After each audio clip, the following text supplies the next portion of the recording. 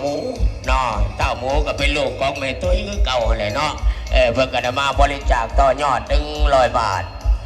แล้วก็มีไม่ออกมาใส่บาทพี่น้องมาในตักบาทแล้วนะคะจังสิได้ตักบาทแล้วจังสิได้ถวายท่านแล้วก็จังสิได้หับพรหับศีลน้ำล้างเลือดคนอันนี้แม่นจะเป็นประเพณีแบบว่าลาวเฮาเนาะเวลามีบุญมีงานแล้วเขาจะตักบาตรญาติน้ำกันแบบนี้พี่น้องวันจุดถ่ายได้ทำบุญในปีนี้บุญประจำปี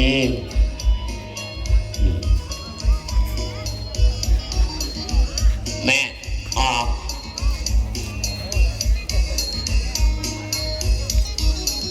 ไม่ออกไหมเนาะพร้อมโดยครอบครัวเพื่อการได้มาบริจาคตัวใดลูก100 บาทนี่บอฮะ2,000มันบริจาคนำเนาะต่อยอดเราทำกันเลยมีไม่ออกฮีบพร้อมโดยครอบครัวซาดนาก็จะได้เป็นคู่กันคือเก่าเลยสุดเจ้านะซาดนาก็จะได้เป็นเนื้อคู่กันคือเก่าสุดเจ้านะคือเฮานี่แล้วได้เฮาพอออกเสียเฮานี่แล้วแหละเพิ่นอยู่บ้านถดานตะกี้ก็อยู่บ้านเฮาแล้วเพิ่นไปฉากครอบครัวไหมบ่เคยอยู่บ้านถดานพวกปัจจุบันพวกลูกหลานอิสาเด้ชายบางมาต่อยอด100,000 กีบขอให้ได้คุณได้คุณเด้อลูกหลานเด้อขอให้มีอายุมั่นขวัญยืนความเจ็บจะได้ความกายจิตจุมีพอเพียงแต่ลำรวยแต่ละคนเฮา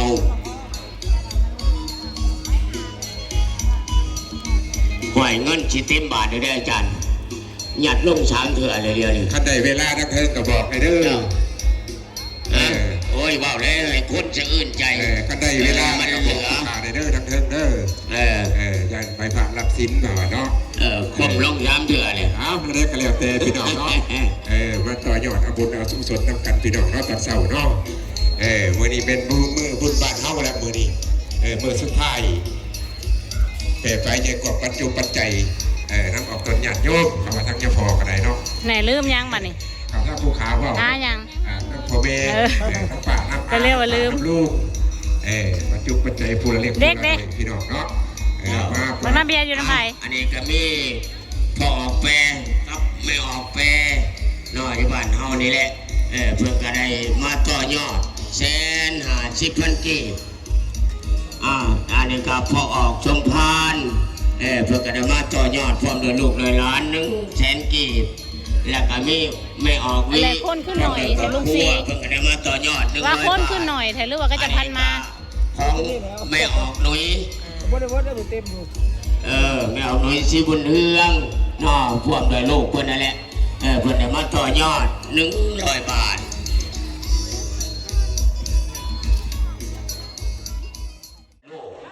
เพื่อนได้มาต่อยอด100 บาทจ้าพี่น้องไม่ออกบี้บ่นี่แป๊บนึงพวกด้วยครอบครัวกับลูกน้อยเพื่อนนั่นแหละนอเพื่อนมาต่อยอด100,000 กีบยังบ่ทันได้สวยดอกติใส่แล้วเอาเลยเด้อคิดได้ท่านละใส่พ่อนี่ดิหาเราก่อนใครอยู่ยังบ่เถิดอยู่เกือบเลยหากระเจ้าก่อนครูบาอาจารย์เลยเพราะว่าวันอันนี้ก็จะใส่แบบว่าท่านไปใส่ก็ใส่ฮะนะพี่น้องเอาเป็นมืออายิมาเอาอันนี้ก็พอออกยังพอออกแม่นบ่ตื่นเช้ามากก็จะ3 บาทพอออกแซนพูดโมเมนต์อยู่ธรรมดาไหนเพื่อนอยู่เวียดนามคุณโตกะฮะกะใส่บ่นวลชิ้นโตกะฮะกะใส่บ่โตใส่ก่อนเองบ่เวียดนามเนาะเพื่อนกันได้มาต่อยอดเราว่าโตใส่แล้วเลย200,000 กีบเอาให้บางถ่ายโอเคซะก็เรียกว่าโตใส่ก่อนเองเพราะว่าบาทแรกเขาวัดร้ายเลยบาทสุดท้ายเลยมันขนมบ่แม่นก็เลยขนมน่ะอยู่ทางนี้เบิดใส่ก่อนแล้วทางท้ายเบิดบัดนี้พี่น้องเอ้ยจังว่าหน่อยไปนะคะต้มขนมอยู่แรกก็สิเต็มอยู่หน้าเบิกบานลงยิ้มงามคือแบบว่าบังคับร้านเลยเหมือนดูบังคับมาใส่บาทเลยลูก5 เต้าคนเนื้อบาทใช่ลูกเต้าตัวน่ะอยู่สนใดเฮ้ย เอาลง บ่ ไว้ไก่พวก เออ ไก่พวกก็ใส่ตู้อยู่พี่น้อง เพิ่นได้เตรียมเลยพี่น้องตอนนี้ก็ใส่บาตรก็เริ่มค่อนข้างว่าจะแล้วแล้วพี่น้องค่อนข้างว่าจะเสร็จแล้วก็นี่ก็จะเป็นบาตรหลายๆพี่น้องบาตรนะยาพ่อยาครูเพิ่นก็มาหลาย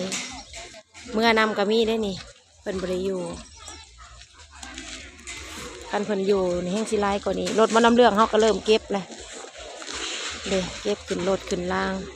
มอลำเรื่องก็ได้ขึ้นรถขึ้นล่างแล้วก็เตรียมโตเลยจะไปงานใหม่อีกแล้วรถลำเรื่องก็ได้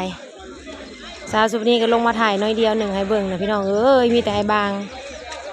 ป้อนติบเบิดเงินติบแล้วเงินป้อนหลดมือเบิดเงินป้อนแล้วบ่ม่วนพนละมือ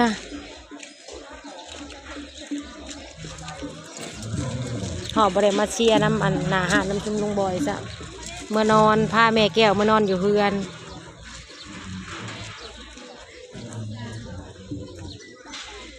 คนน่ะอยู่เทิงเบิดพี่น้องคนกับสิบหลายปันไดเพราะว่าเพิ่นปาร์ตี้เด้ไม่ใหญ่แล้วยังน้ำใส่น้ำลังอยู่ลูกหลาบ่เป็นลูกหลาบ่น้อ มือถอดเอาแม่นเลย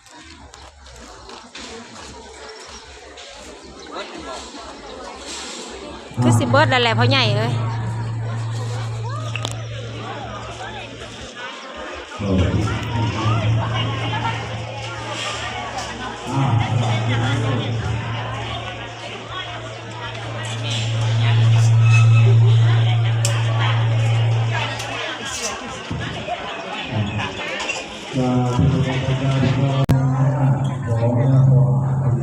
ปีสองเนาะ อดีตเจ้าที่บ้านว่าท่านอาจารย์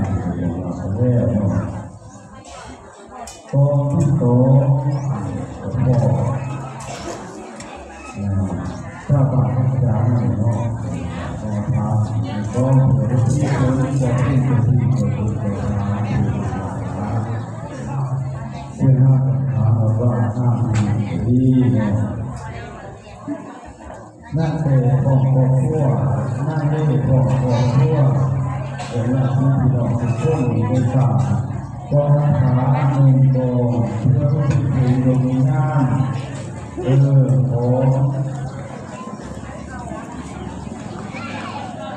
ในวันนี้หน้าที่ของวิญญาณครอบครัวในเขาในด้านหน้าขาหนึ่งกองขาหนึ่งกองเป็นของวิญญาณเพื่อที่ถึงดวงวิญญาณของโตในที่หลักฐาน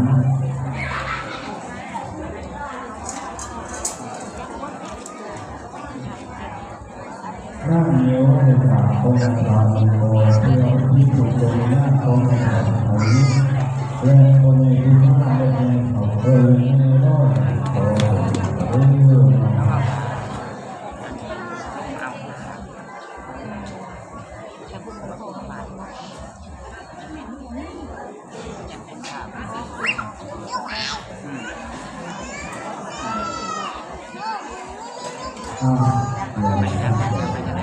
โอ้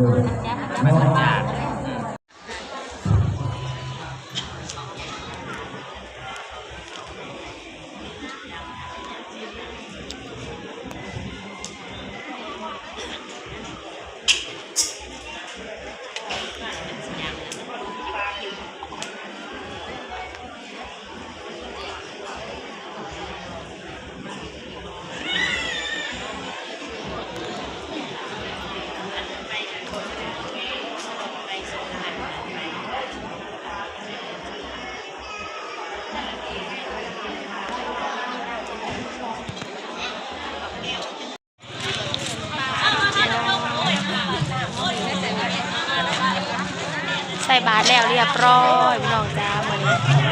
ใส่บาตรแล้วแล้วก็จบวันนี้บุญบ้านเฮาก็ได้พี่น้องเลยเสร็จพิธีตื่นเช้ามาตักบาตรถวายต้นถวายอันกองบุญเรียบร้อยแล้ววันนี้ก็ได้ก็มีแต่สิพร้อมครับแล้วก็สิไปบริจาคก่อนพี่น้องไปบริจาคซะก่อน ช่างเรียกว่าเอาเงินลูกเดียว เพิ่นสิหายนะติอย่าพ่อเพิ่นสิหายนะติ ที่ว่าชาวบางกระจานเฮานอทุกตัวหนาเด้อในมื้อนี้เวลาเอาทำไรเลยขาเอาเวลาไหนเอา1 โมงไปลูก เด็กๆสงสัยสิบ่ได้ลงมาพี่น้องเอ้ย บ่ายโมงเนาะเอาอันนี้ไปไว้รถก่อนเด้อ ให้ออกเป็นงานโยมชาวบางกระจานเฮานี่แหละเนาะผมมีอยู่มีกินกินลิ้นไปทาหอดเวลานั้นเนาะเวลาบ่าย1 โมงแล้วก็ลงเต่าลงร่วมแห่กันเลยเนาะล้างบ้านได้มื้อนี้ ล้างบ้านพี่น้องมื้อนี้ล้างบ้าน ผู้ใดเมาอะไรอยู่นอนไปก่อนเนาะผู้นี้แม่ควรคนบ้านคนเมืองอันนี้ก็ตัวกันปัจจุปัจจัยของพ่อจ้อยความเป็นครอบครัวเพิ่งก็ได้มาต่อยอด60,000 กีบแล้วก็มีไม่ออกยางอันนี้ไม่ออกหูเนาะความเป็นครอบครัวเพิ่งก็ได้มาต่อยอด ไม่พอใหญ่ซะบ่ดังแท้ แล้วก็ไม่ออก อ่านต้น แม่บอกไม่ออกแล้วพวกเลยกับพวกเพิ่มกันได้มาต่อยอด ขึ้นเบิดแล้วบ่เนาะเดี๋ยวเอาคันมาไว้ก่อนพี่น้อง อาจารย์ เมื่อบ่ระวังรถบ่ลำหลอกลำเรื่องเฮาก็ดิยังเนาะเพิ่นก็สิถ่ายกินข้าวหั่นแหละพี่น้องเอ้ยถ่ายกินข้าวกินน้ำ ลูกหลานเฮา ขยงขยะ ไม่ออก สิขึ้นแล้วนะเบียร์ รู้ไม่ออกยังบอก โอ้นาเบียร์เนี่ยได้ลงมาใส่บาทเนาะโมเมนต์ปานีสีแก้วเด้อปานีโคราชีนอความเดือดของพวก บริจาคแล้ว ต่อยอด100 บาท บริจาคแล้ว แล้วก็มีแม่ออกคุณตาเนาะ บริจาค ลูกของแม่ศูนย์เฮานี่แหละกับแม่เพื่อนพัน แจกติ๊บเบิร์ดไลท์ว่าคืนนี่ ต่อยอดของครอบครัว เฮ้ยแจกติ๊บฮะ นวลเนาะ โอ้ยก็บ่ได้ไปแล้ว แม่ออก บ่ได้ไป แดง ใครไป ไม่ออก ไปกับสิมีคนน่ะนะอยู่บ่ เพื่อนกันได้มา โมได้อันนี้แม่นกลัวไปเขาวัดเก่าโอ้รับเร็วไปหาเงินใหม่ถึงมาให้เงินใหม่ ไม่ออกใจ50,000 กีบแล้วก็มีไม่ออกลานี่ไม่ออกลานี่โอ้เถ่าแห้งเลยได้เราบาดเพื่อจะพงพร้อมเลยครอบครัวในลูกหลานมีปัจจัยมาต่อยอด100 บาทแล้วก็มีไม่ออกแพงไม่ออกวาสนาเนาะเพื่อนได้มาต่อยอดอันนี้ก็ดี3,000 กีบแล้วก็มีไม่ออกปานี่สีแก้วพร้อมเลยครอบครัวเพื่อนก็มีปัจจัยอยู่100 บาทนั่นหนักห้องเฮาโอ้ยตัวเองว่าคือว่าร้านปานี่โบไปเป็นตัวกงคือนี่คือการตายเลยว่านึกสนใจครับ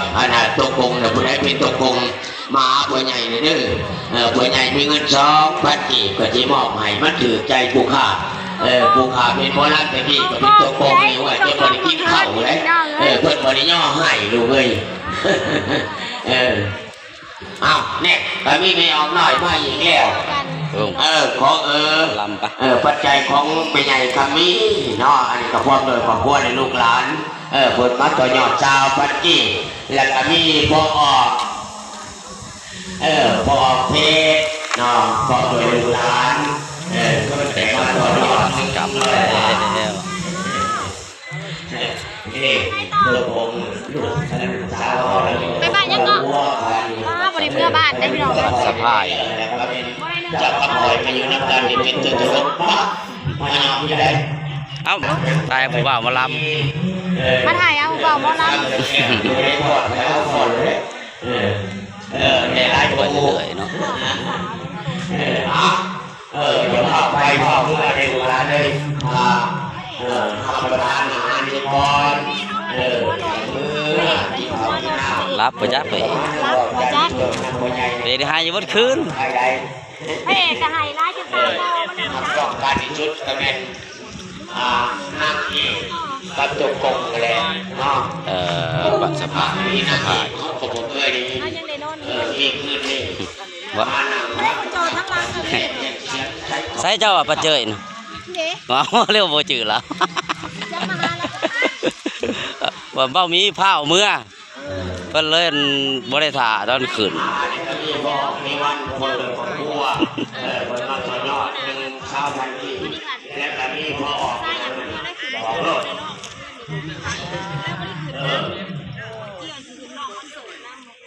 มาจากยอดคนตัว เฮ็ดให้เจ้า